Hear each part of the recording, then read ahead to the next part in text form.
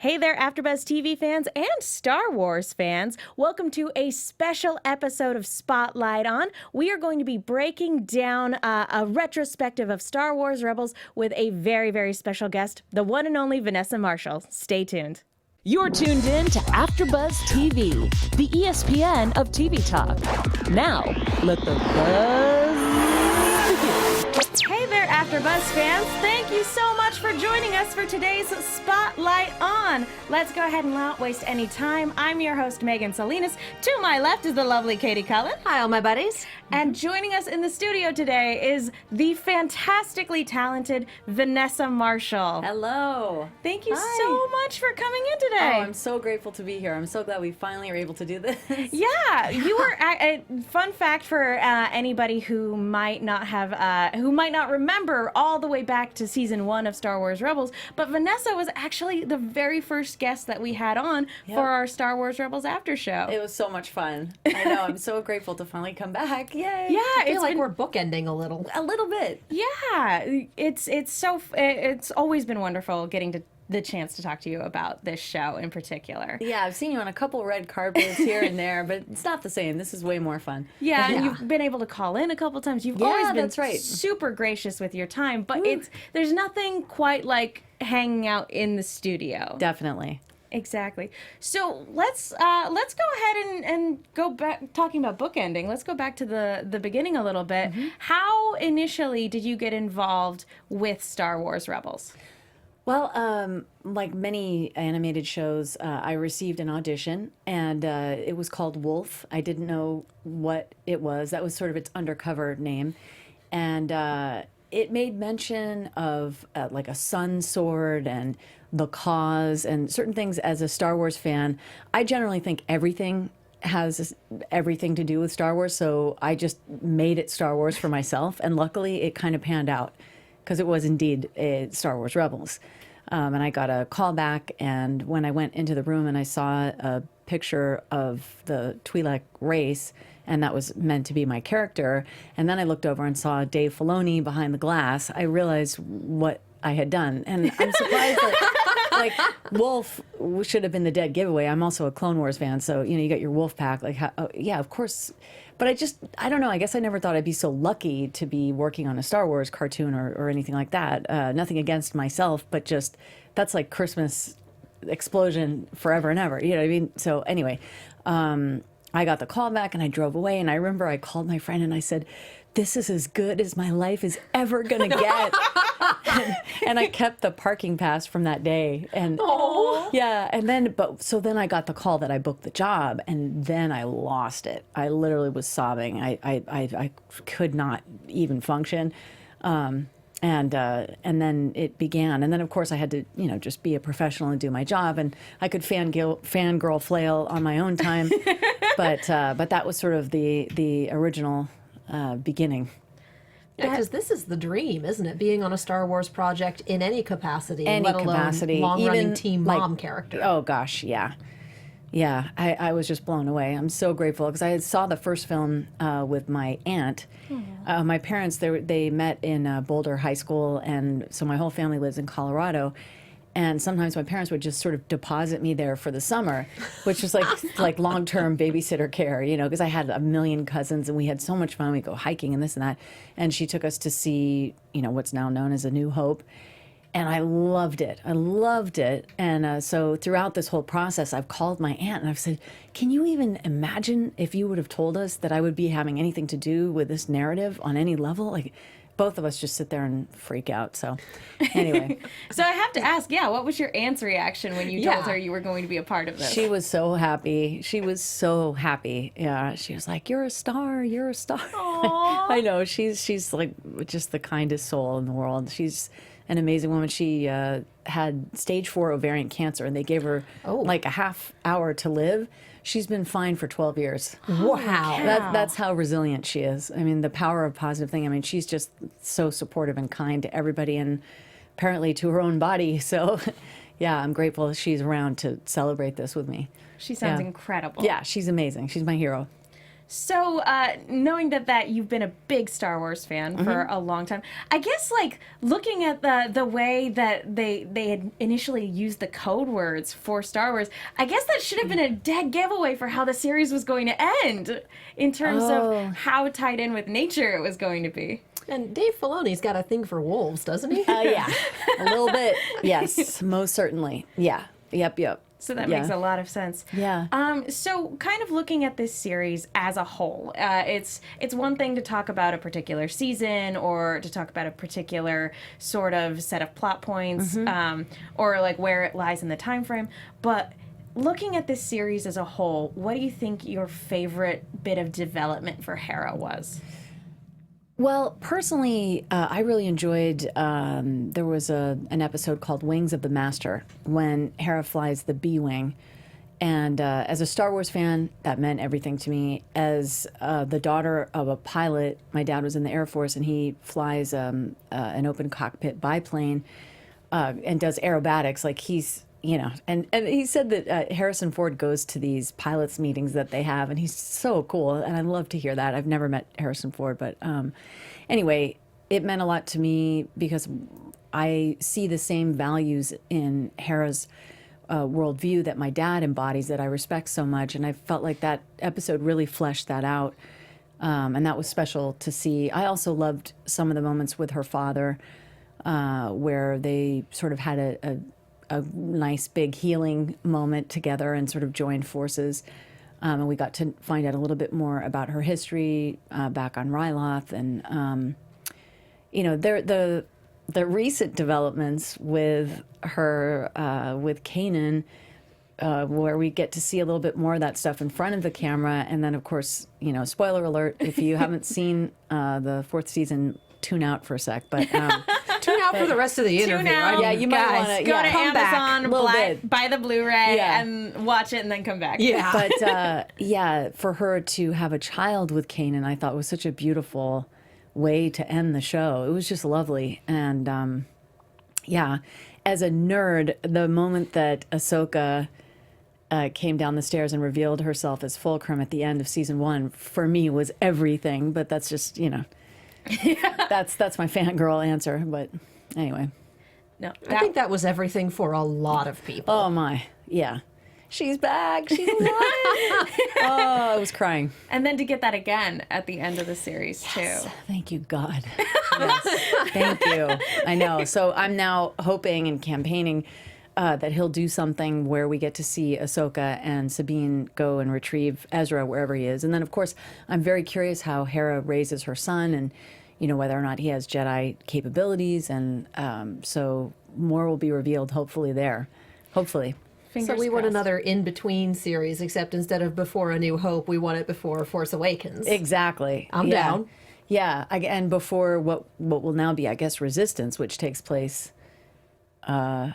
I believe during The Force Awakens. Is it? I thought it was right before. Maybe I'm wrong. It might be right before, but I feel like it's still in the same era. It is of indeed. Yeah, 30 it's 30 very years. close. Exactly. Yeah. Yeah, I believe. they've kept a pretty tight lid on everything. I know nothing. All I know is it's beautiful, and I can't wait to see it. We're kind of in it exists territory. Yes, exactly. Yeah. I'm sitting here going, but I need more details, guys. Yeah, I know. I would love more. I don't see why we can't have two Star Wars series going at the same time, because one of them is this and the other one is Cosmic Road Trip. There Let's go. you Let's go. do it. I like it. But speaking of other Star Wars series, there was a pretty big announcement at San Diego Comic-Con to sort of celebrate the 10-year anniversary Oh, yeah. of Clone Wars. So as a big Star Wars fan yourself, that must have been pretty exciting. I wanted to be there so badly. Yeah, I had heard that was going to be announced. And I knew, I thanked Dave Filoni. I said, our country needs this right now. and I think it will heal all of us to have our Clone Wars back again. Thank you, Dave Filoni. Yeah, I couldn't be there that day, and I know that the room exploded. I felt it in Los Angeles. Yeah. You felt it reverberate. A great disturbance in the force. A good but a positive one. It was so good. It was like so many fans cried out. Oh my gosh. And continued to do so for a while. Yeah, that's right up there with Fulcrum climbing down the stairwell. It's just, yes, thank you. So it'll be... Looking at like the timeline of Clone Wars, it's interesting to think if maybe a younger depiction of Hera will come into play at any point. I wonder, I mean, they did have the Ryloth arc. I think it was in their season 1. But you never know. Maybe Chom will come back. Maybe Saw Gerrera. Who knows? I hope. There's a wide array of characters that they can play around with. Yeah, so. for sure. I'd love to see that first meeting with Chopper. Oh, yeah. Good idea. Oh, that'd be wonderful. Yeah. But talking about Hera and how she sort of has a life that's not contained to just Star Wars Rebels. She's a character that's sort of grown past a lot of that, and we see that in a little bit of Forces of Destiny. Yes. Now, when they initially told you that they were doing a web series or a shorter form narrative of Star Wars that focused on women and the women within the universe, what was your reaction? I was thrilled. And the fact that it also comes with action figures to match, that's also heavenly. Yeah, I was thrilled, and I love them. They're just sort of like bite-sized nuggets of Star Wars. They're just perfect. And the one with Han Solo, I couldn't believe what I was reading when I read that. I was like, oh my goodness, how is this even happening? But yeah, those are continuing, so we'll at least get more of Hera in those. So. That'll be ongoing, thank God. Yeah, I want to see where else she's been and going. Yeah, so given anything that you could see Hera do in sort of these offshoot side stories, what would you like to see? I would love to see her hang out with Asajj Ventress. Oh my God. Stop! That would be amazing. Because I don't think Asajj would like her too much. But then I think they would come around. And I wonder, since she ultimately was a mercenary and she would sort of go with the highest bidder or whatever she felt like doing, and she is the coolest, I wonder if she may have helped the rebels a little bit somehow. I don't know, which would have been a really fascinating addition to her character arc as far as, you know, her going from Dooku to possibly helping the rebels. I mean, she did work with Snips, so maybe, you know, it's not that earth-shattering, but still, I would love to see what that meeting was like, especially having read A New Dawn, the book about how Hera met Kanan. I would love to see, well, what was it like when Hera met Asajj, if she ever did, and how did that go? Yeah. She just adopts angry ex-Force wielders, doesn't There she? you go. Exactly. Like cats. Yeah. That's funny. And kind of touching on that, Yeah. one of the great things about Rebels as a series is sort of getting to fill in some of these gaps for characters that have become fan favorites, Yeah. like Ahsoka Tano and even kind of recently Darth Maul. Oh my. Yeah. And we see from the recent Solo, a Star Wars story, you know, Yes. spoiler alert. Yeah. How cool is that? It was super cool. Yeah, I had to see that about 400 times first of all, because everyone always asks, like, which is faster or better, the Falcon or the Ghost? And I've had many conversations with Pablo. I would do a respectable 14, but that's that. You know, they're different ships. They fulfill different needs. But the fact that okay, if you've not seen Han Solo movie, just tune out again. If you're not up to date on Star Wars. Ish. Well, because that Kessel Run is not the Kessel Run that we would be normally talking about. So if he did that in 12 parsecs, I thought, oh gosh, well then would he have done it the other way? My brain, I was spinning out. And then came Darth Maul. So then it was like, you know. You were already overheating, and that was all you needed to just shut the system down. Yeah. Yeah, that was the case with Force Awakens when Han Solo and Kylo Ren dance at the end, if you will. I ceased to function at that point as well. It was only by the third viewing that I could process that. So, yeah, multiple viewings necessary for some Star Wars narratives. For sure. I will say, in the battle between ships, I'm sure the Ghost has better upkeeping. Well, I've got the gunneries. I mean, the guns for days. So I mean, I'm well equipped to fight a good fight. But he could probably pass as a freighter and go sort of more undercover than the Ghost. I mean, these are things that Pablo has said. We've talked about it a lot. So Ghost is probably a little bit more conspicuous, but yeah, I would like to think The that Ghost is Hera, also a little less of a bachelor pad. yes, that yes, Hera, that's true. certainly takes care of the ship a lot Yeah. better. You take here's the shiny new Millennium Falcon interiors, and then Yeah. look at them in A New Hope and go, Yeah, ooh. yeah. Can you hire a cleaning crew? Yeah, like, there's lived got to be in. someone who can come in and just oxy-clean the hell out of this. Come on. I do love the Falcon, though. I do. Oh, yeah. It's a wonderful ship, but Yeah. everybody calls it a piece of junk for a reason. For a reason. It's a wonderful ship, but if you don't do any upkeep on it, it's going to stop being a wonderful ship. There's that.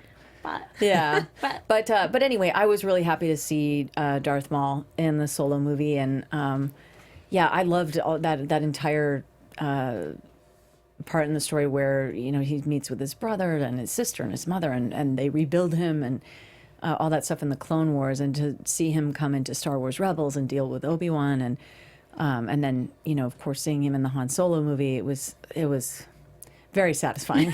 Yeah. yeah, especially because if I'm not mistaken, you and some of the other Rebels crew got to do some voices in Solo. Yes, we were a bunch of the characters, the children, the aliens. Yeah, I couldn't really pick out my own voice. I could hear David Sobolov, who was there, and Terry Douglas. She's the voice of a little boy. It was adorable. She did such a great job. I could definitely hear her. But yeah, I mean, how fun is that to sit around? It was very different because we only saw sort of portions of the film and scored beneath it. So I still needed to see the whole movie to figure out how that all came together and how it ended. So, and we didn't do anything for the Kessel Run part, so I had no idea. So that must have been a treat, like Yeah, actually yeah. being a Yeah, of fan and course, just getting yeah. to see it unfold. So awesome, yeah. I think my favorite aspect about the additional voices was I'm fairly certain that what Star Wars Rebels did in that casting Steve Blum to play every other stormtrooper, yeah. it was nice to see that in in Solo as well. Absolutely, Steve was there. That's right. Yes, you hear him. That's right, in the pivotal scene, I guess, where Han meets Chewie. Yeah, that was amazing. I love Steve. Steve and Mary, actually. Mary Elizabeth's awesome. Yeah. Yeah. Talking about Mary, yeah, one of my favorite things about the way Rebels sort of wrapped up was looking at her character, Governor Price. Yes. And sort of seeing her rise to power and her fall from grace as well. Yeah, yeah. That battle scene with the wolves, that's Kevin Kiner at his finest. I mean, that was just epic. I really, really love the music scoring that. Yeah. So unexpected. The The entire score. PG-13. I mean, the wolves carrying that out was unexpected. Brilliant music is always expected from Lucasfilm. Yeah. Just you have wolves killing people, but it's all still very PG. Yeah. Like, they're gone, but you don't see anything. Just the fight choreography for that was Wow. beautiful. Yeah. Yeah. Definitely. Yeah, something sort of interesting about all of Star Wars is that it is a family-friendly property in most of its incarnations. Sure. But it's not afraid to it's not afraid to go dark in a lot of capacities. For sure. Yeah. They did do that quite a bit, and I was shocked, but Dave felt really strongly, particularly in season 4. If you haven't seen it, shut this off. But I think we've already we've managed. established that. All right, I just feel guilty, like spoiler alert. We're talking about the release. It's Yeah. Okay. Yeah. They've seen it. Well, you'd be surprised. I've been at conventions. They're like, "Please stop talking." So I guess I'm Spoiler conditioned. alert, I haven't gotten to see it yet. Well, how long has it been out? Get yourself a Disney XD subscription and do the thing. There you go. But when we lose Kanan, Dave Filoni was very particular about doing that early in season 4 because even though it's a dark subject, he really wanted to show how families need to grieve, how important that is, and how they can come together and come out the other end of it being stronger and more hopeful than before. And I thought that was really wise of him to do that. So even some of the darker things, they weren't sort of gratuitous. They had a really important agenda that I think, I know I healed through witnessing that and then watching them triumph ultimately. Although that scene is definitely on the back of the box, which rude. Yeah, whoops. Just rude. That hair, though, I loved his haircut, right? What? No. I loved it. I'm very glad you did. We all kind of went, what did you just do? Oh, that worked for me. I was like, what's all that hair? I kind of loved the cowboy ponytail he had going on for a couple years. It was time for a change, though. Yeah. I don't know, but I kind of liked it. It went with his whole, I mean, for his eyes to sort of light up again as if he were actually seeing. I needed different hair. All of it was just, it was just so well done. Yeah. Yeah. Well, that's the thing, is that change was needed in that moment. For so sure. His outward appearance reflected that. Absolutely. So I do want to ask, because there are devastating plot points, such as losing Kanan. Sure. Was there anything in particular from a performance standpoint that you found particularly challenging? Well,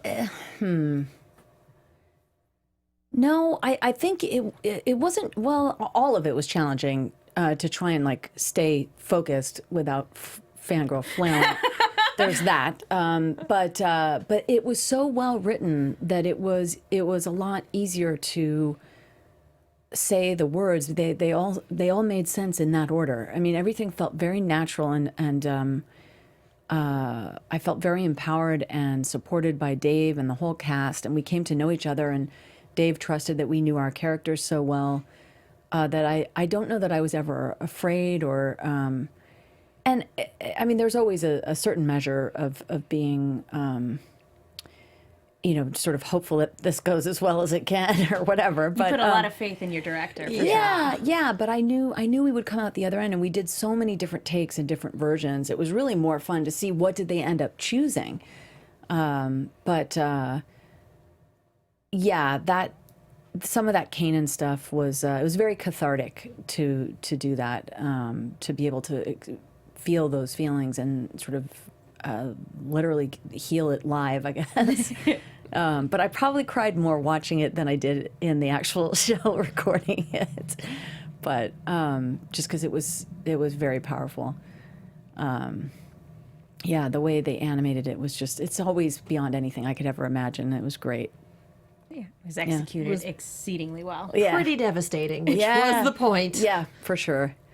Yeah. Was there ever any point in this where you disagreed with the script, where you improvised something or said, "Oh, I thought she'd say this instead," or? No, They were pretty much always right on. I know Freddie had more things like that. He was more outspoken in that way, but I always felt like things were dead on. I always do things as written at first, and if I think of anything, I'll offer it up. But and that's what I'm saying. Freddie would offer up a couple things sometimes, but generally we trusted Dave, and Dave really knows Star Wars. I mean, George Lucas taught him everything. So yeah, that was fun to just go wherever he led. Yeah.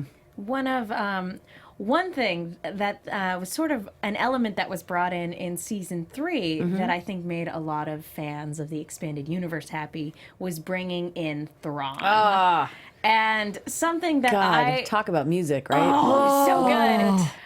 But something that I found very, very fascinating about bringing in a character like him was the dynamic that he brought between him and Hera. Yes. Because even though he is a genius, I felt like he had a very respectful attitude towards General Syndulla. Absolutely. Yeah, he was playing the long game, clearly. Quite the chess player. And boy, the way he collects art, and I mean, he's always done that. His character is sort of like that, but the ability to be so detached, the way Lars would exhale his lines, it was so creepy. I never met him, and I never worked with him. I recorded everything by myself and had no clue what Thrawn sounded like. I know what he looked, I mean, at least, from the books, and some of the images. But seeing it all put together with that music was chilling. And for him to sort of lose different battles and not care was interesting to watch. Like, he really was quite the quite the chess player. But I was talking to Pablo about that as well. Pablo Hidalgo is like my go-to, hey, Pablo, what do you think? And he is brilliant. But when, he takes her Calicori, they're just like certain sadistic things that he did in such a cool way that would just... It was really haunting. He said that he thinks Thrawn uses more of his mind and Hera is ruled more by her heart, and they are victorious with those things sort of independently. Neither's worse nor better, but when they collide, it's an interesting bit of tension there, So I that's another thing that I loved watching come together, and I got to punch Lando Calrissian. That was also cool. And Billy D. Williams was in the middle of doing Dancing with the Stars at the time, so he came in the morning and did his bit, and I recorded everything by myself. I think, was that season 2? It Two or might have three? been season 1, actually. I feel like that was season 1 because that was it early on. When did Leia come? Because Leia was Leia was season 2. Yeah, because I think it was when Leia was there. Yeah, I think he did it come was back 2. for a little bit. He came Yeah. back, but I think the initial "I have sold you" was season 1. Yeah. Anyway, but that would have been nice to have seen. I've seen him at conventions, and I want to say like, "Hey, I punched you," but I don't. I don't know. Security? Yeah, exactly. I just sort of keep it light and polite. Like when I met Peter Mayhew, alias Chewbacca, I couldn't even. I couldn't look at him because his eyes. You're looking at Chewie's eyes, and I couldn't. I try and act normal. Like, how are you supposed to? That's just not happening. So I hope I wasn't rude to him, trying to like avoid his eyeballs. But I've definitely done that before where you're like, I can't get lost in your eyes. well, but have you ever? I mean, if you meet someone who's that big of a celebrity, you want to sort of give them their personal space. Mm-hmm. But then I realized like you can kind of be disrespectful toward them because they're also human beings. And sometimes, just be kind Why and won't say she hello. look at me? Yeah, exactly. I realized after the fact, I was like, wow, maybe I should have been kind instead of, trying to be so respectful that I was actually maybe rude. Hopefully not. I don't know. Who knows? And when it's someone that means that much to you, it completely shorts out your brain. My first action figure was Chewbacca. And so, come on, dude. I can't, I just can't breathe. I can't do it at all. So, yeah. Anyway. And I think we've all done that at least once. There's always at least one person where it's like, I'm meeting you now. Oh, God. Well, the only, outside of Star Wars, the only other person that I felt that way with, where just English escaped me, was Jodie Foster. Oh, wow. Yeah, that'll do it. Nope. Don't even know how to, can't, just, Yeah. I have such respect for her. She's amazing. Incredible filmmaker. Oh, yeah. For certain. Although talking about now that the series is done, and the story has been told, it's interesting because we were talking about this a little bit before the show. It's sort of going to continue to live on in another way, in another format. Is that something you can sort of talk about a little bit? Which format are you talking about? In the form of maybe a game or two? Yes. Well, the role-playing game, is that what you're talking about? Yes. Okay, cool. I was like, Sorry, I was being too cryptic. Being specific. well, here's the thing. We were sitting around, Steve Bloom and Mary Elizabeth, they play Critical Role and they play D&D and this and that. And so we were sitting around and we were like, what would we do if we could play like a Star Wars role-playing game? And we all went, and like, I'm going to get the dice, I'm going to do this, I'm going to do that. And then Freddie was like, no, I'm going to make a YouTube channel. I'm going to call it Good Evening and Good Game. And we're going to get Darth Maul to be the dungeon master. And we're all going to sit around and play Age of Empire Star Wars role-playing game. Wow, Freddie, live the dream. So Leave It to Freddie, boom.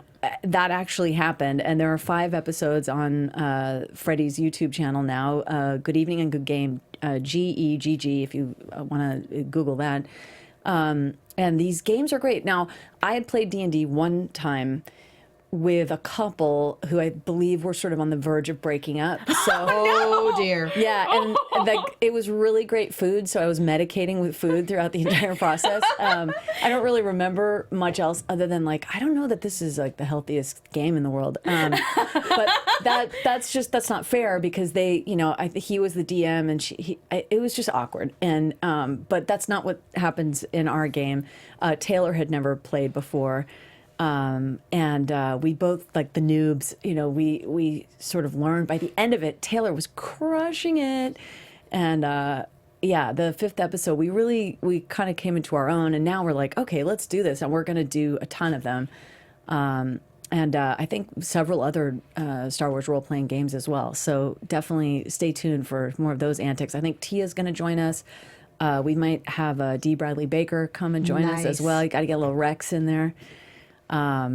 So yeah, we're playing the games as ourselves, and we're not, doing it as Hera and Kanan and whatever else, but we're obviously the people who were in the cartoon. But it's just a lot of fun, and Sam is fantastic. He's actually just written a book on how to play Dungeons and Dragons, and Google that as well. It's worth it. But who knew? He's like king nerd of all time. Well, I guess we kind of knew that. Christian Harloff, what is that? Schmoes, yeah. Yeah, they have. Yeah, he. I think he won last year, didn't he?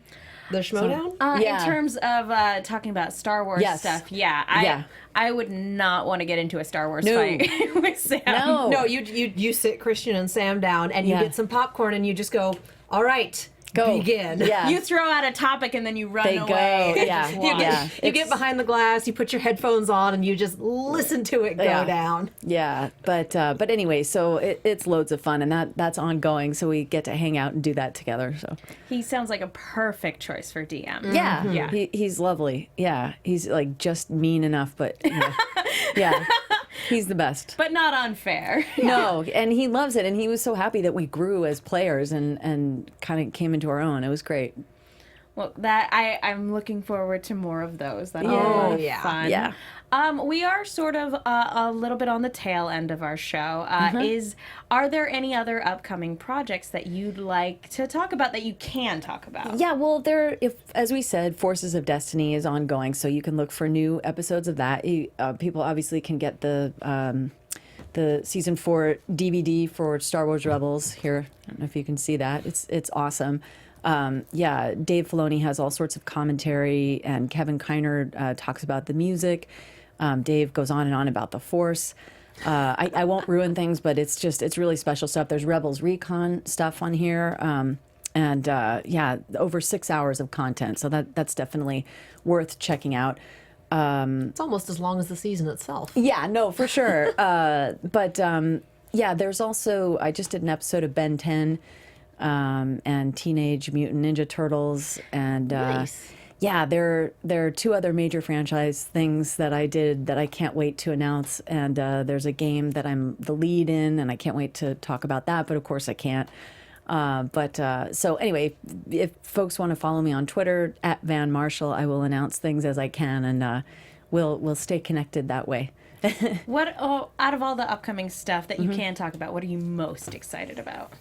Let's see. To be honest with you, the role-playing game is pretty awesome. Yeah, I mean that's not really a cartoon per se, but we're about to really expand on that in a way that I think is going to be fun to watch. So that'll be a fun way for us to interact that we've not previously been able to do. So I think that has me the most excited. But the other things that I can't announce actually excite me a little bit more. So I wish I could tell you. But oh well. So we'll just stay tuned then. Yes, I guess so. Yeah, sorry about that. So people definitely need to follow you and make sure that they stay up to date. Sure. On all of the upcoming stuff. I'm sure they'll hear about it one way or another. Yeah, definitely. Yeah. As we are coming to a little bit of a close, one thing that I really appreciate again about Star Wars Rebels and just about the sort of state of the franchise in general is how much it wants to give women a platform and women a voice. For sure. And I found Hera in particular to be very, very inspirational. And she's a character I wish I could have seen growing up. Absolutely, yeah. And so, since Hera has, I think, done a lot to inspire a younger generation who can grow up with her as a female character, is there anything in particular you want to say to people who look up to you as an actor and as a voice for people in fandom? Is there anything you want to say to them who might want to get into acting or who might want to get into the world of creativity in any way? Oh, well, I would say that every single person has a gift and is completely unique, and there's no one else like you. And I would encourage you to let your light shine, to find your voice, and to go for it. There's no reason not to.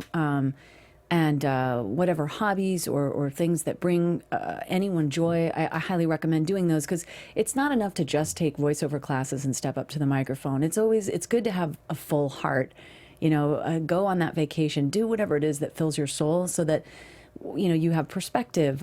Dee Bradley Baker is always reading something. Jess Harnell always reading something. Like they're always stimulated, and that comes through. I would just say never give up. One of my favorite things that Hera says is "We have hope," and I noticed that she says "we," not "I."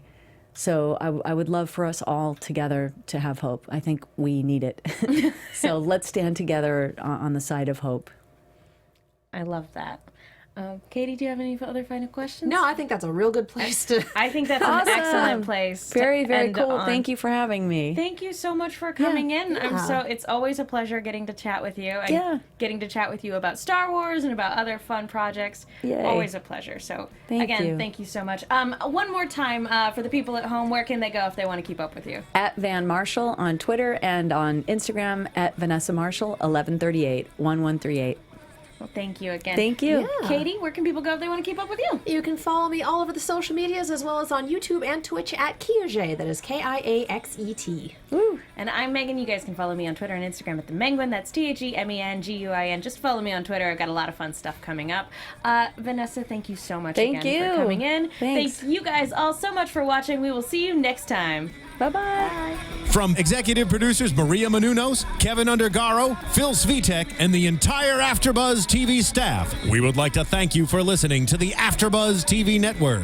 To watch or listen to other after shows and post comments or questions, be sure to visit AfterBuzzTV.com. I'm Sir Richard Wentworth, and this has been a presentation of AfterBuzz TV. May the Force be with you. The views expressed herein are those of the hosts only and do not necessarily reflect the views of AfterBuzz TV or its owners or principals.